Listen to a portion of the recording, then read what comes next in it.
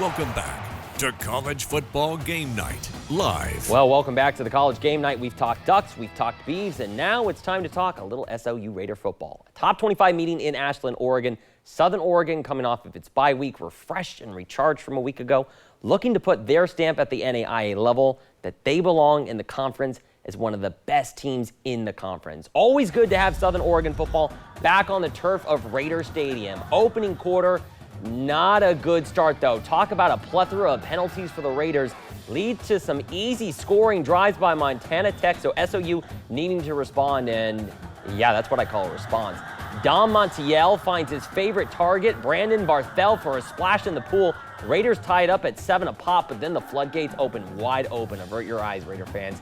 Jarrett Wilson to Levi Torgerson, 74-yard dime on the money. Cash it into the bank. It's another Diggers touchdown. Fast forward second quarter. Is it just me or am I seeing deja vu?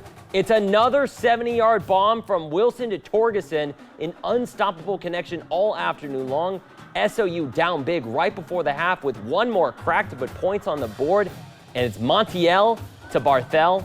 I swear I am seeing deja vu today. SOU gets on the board one final time, exactly what they needed to do, but it's the Raiders who head into the half down by 13, finding a spark late to make this a much more manageable game. But the storyline in the first half had to have been SOU's defense and the inability to stop the pass. Just 9 throws by Digger quarterback Jarrett Wilson, 222 yards, 3 touchdowns, completely unacceptable. The big plays absolutely killing the Raiders on the back end. That had to change heading into the second half, but would it?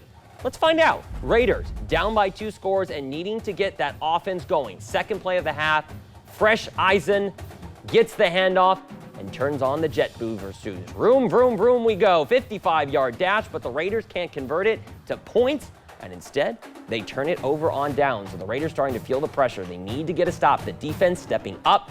Johnson with no room in the backfield taken down. Diggers have to settle for a field goal, but that Montana Tech lead starting to get out of hand. Raiders looking for something. It's the backup. It's Rieger Sayer with the catch and the hurdle. He's a threat everywhere.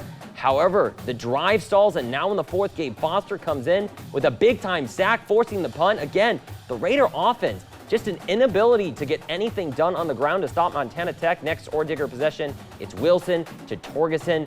4th tutty of the game. Ridiculous. This one sucks the soul out of Raider Stadium, and this is why football is not about how you start.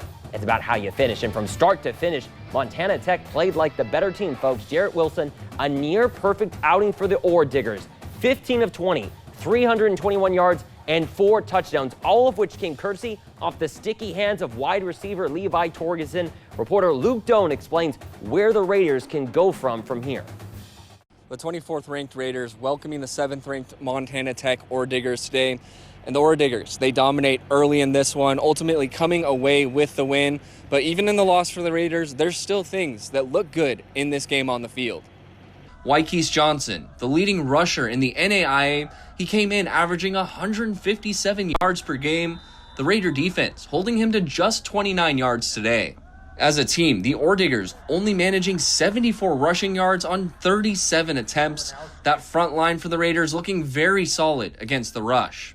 After the game, Burke Brown telling his guys, well, this loss hurts, they should hold their heads high, and that this week is on him. I think our defensive line really limited one of the best players in the country. Number 23 for them, Wykees Johnson, really limited him early on, and we stopped the run.